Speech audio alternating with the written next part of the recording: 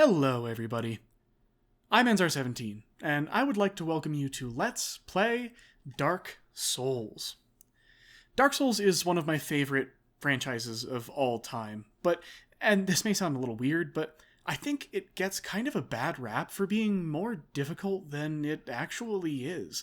I know that there's that sort of media thing of, oh, this is the Dark Souls of this genre.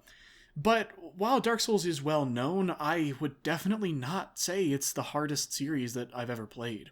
It has a difficulty cliff at the start, really, but once you start to figure out the mechanics and how everything works, it's relatively simple, to be honest. A lot of it revolves around just stamina management and understanding when to upgrade and how to upgrade.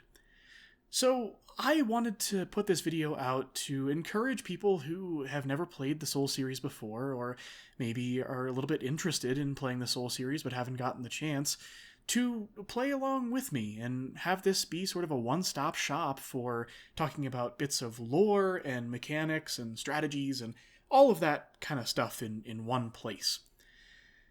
So as you can see, we are playing the remastered version of the game, which is the version I definitely suggest that you pick up if you wish to play it.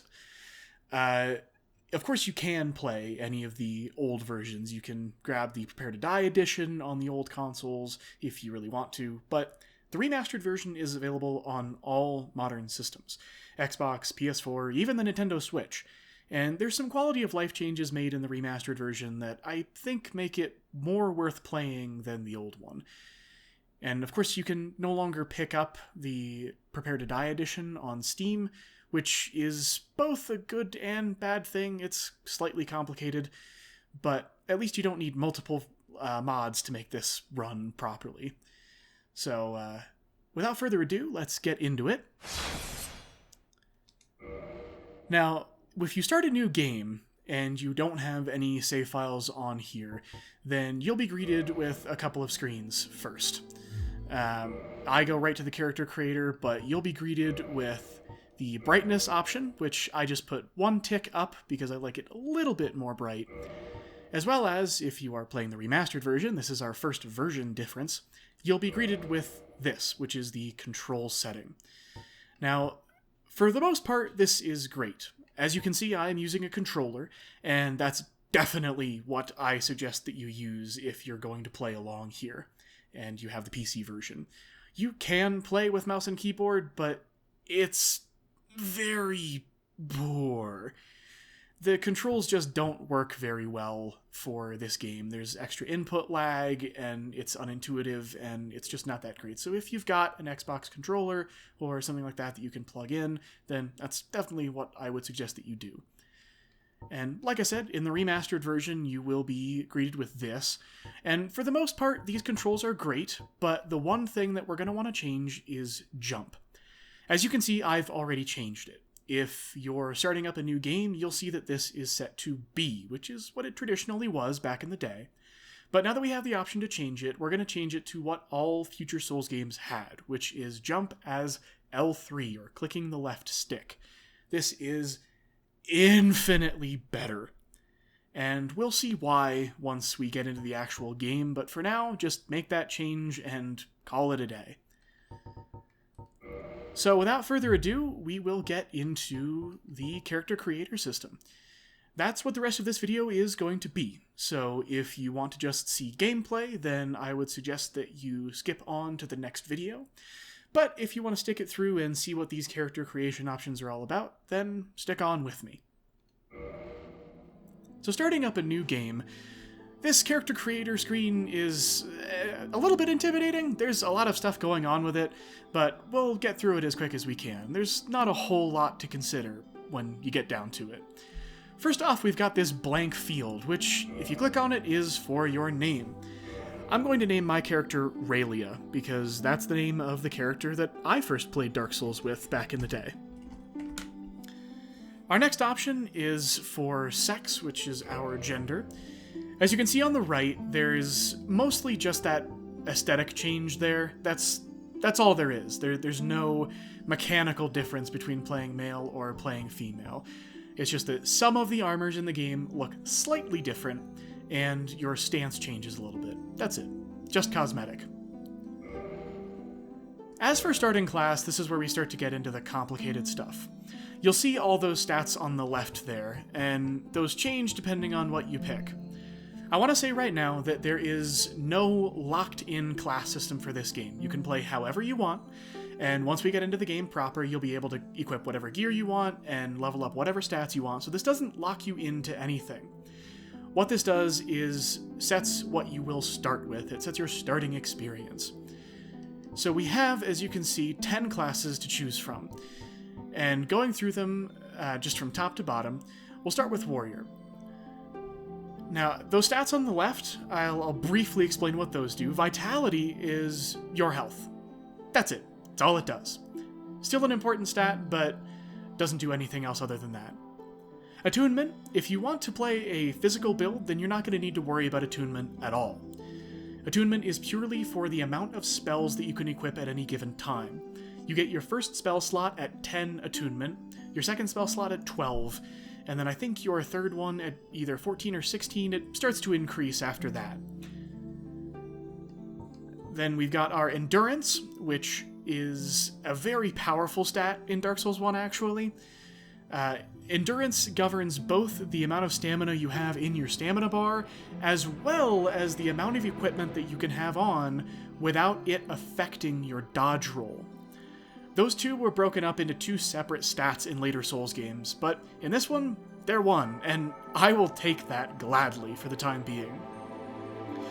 Next up, we have, for the most part, our damage stats. Resistance isn't a damage stat, but the other four are. Strength, as you might guess, governs your heavy weapons. Things like great swords, axes, hammers, all of those are governed by strength. And dexterity governs pretty much all ranged weapons, except I believe crossbows. And any finesse weapon, so daggers, rapiers, all of that are dexterity. Every weapon in the game is going to have some kind of stat requirement in order to equip it. So if you're going to be looking for something that's more strength-focused, something with really big weapons, then you're going to want to focus more strength, but you'll still need some dexterity most of the time in order to equip those weapons, and same for vice versa. Then we've got Resistance. Resistance is a very useless stat. To be honest, I have never once leveled up Resistance. Even if I've got a starting class that starts with something lower, like 8, I've just never had a need to level it up.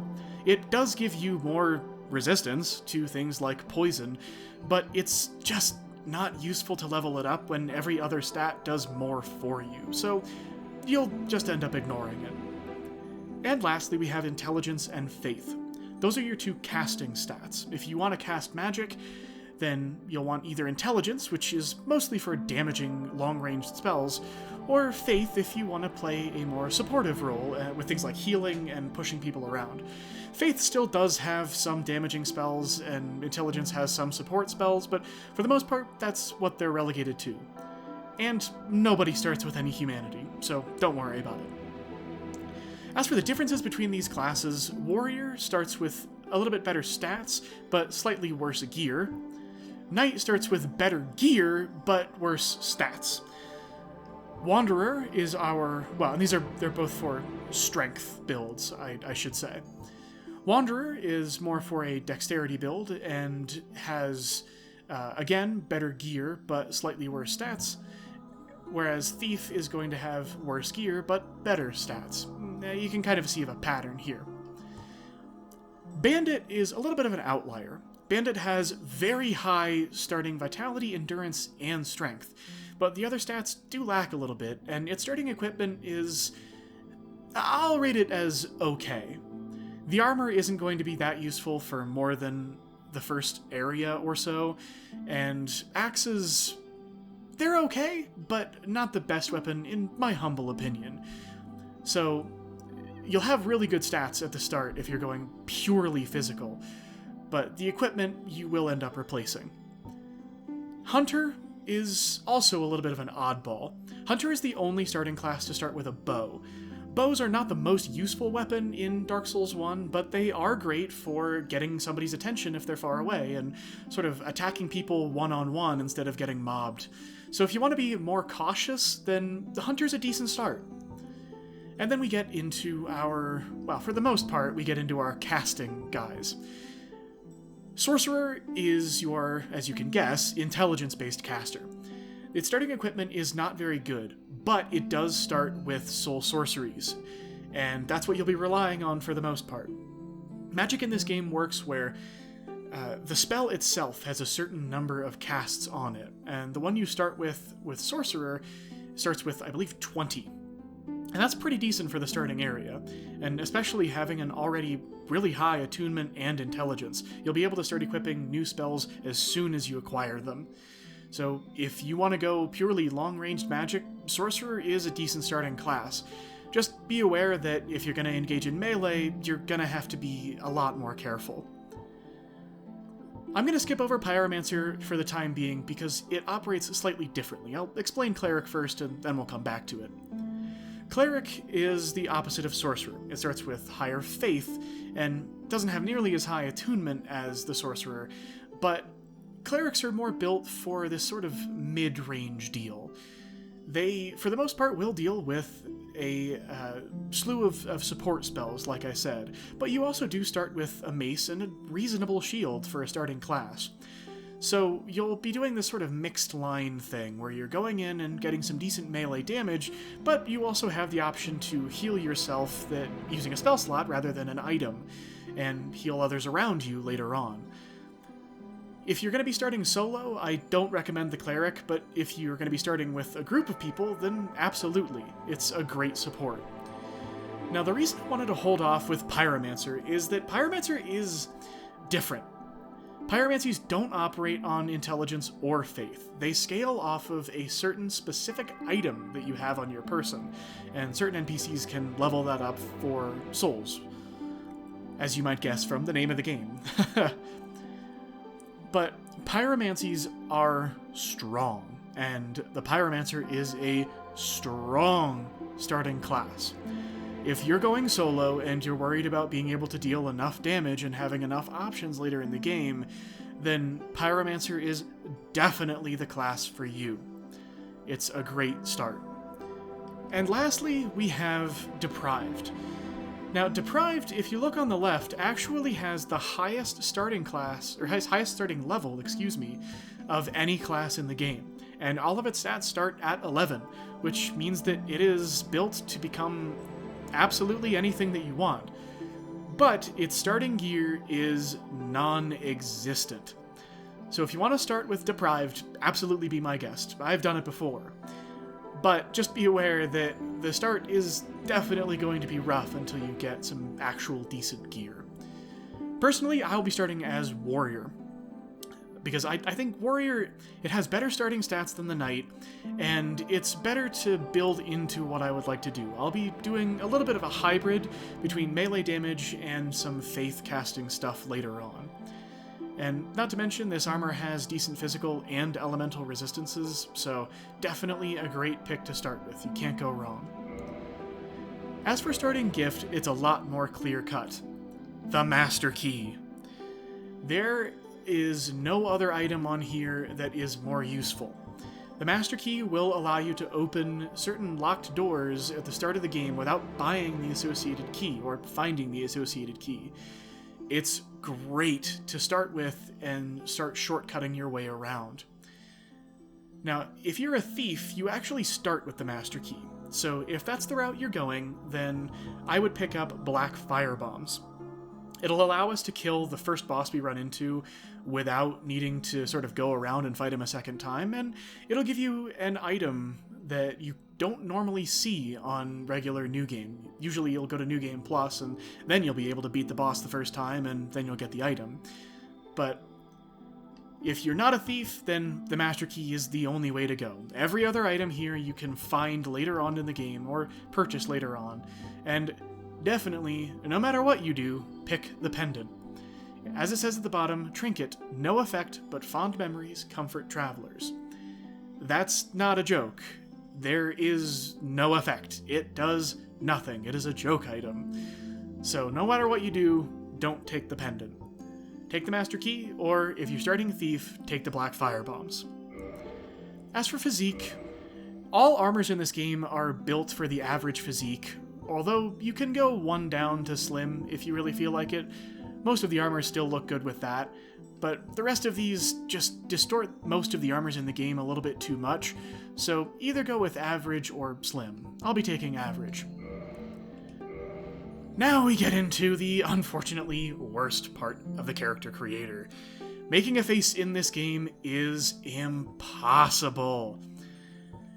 Pretty much all of the starting options look at least a little bit weird in some way, and you do have some advanced options, but it's just difficult to make it work right. Usually I just pick whatever hairstyle and face look decent and just run with that. If you want to customize further, there is these options in here.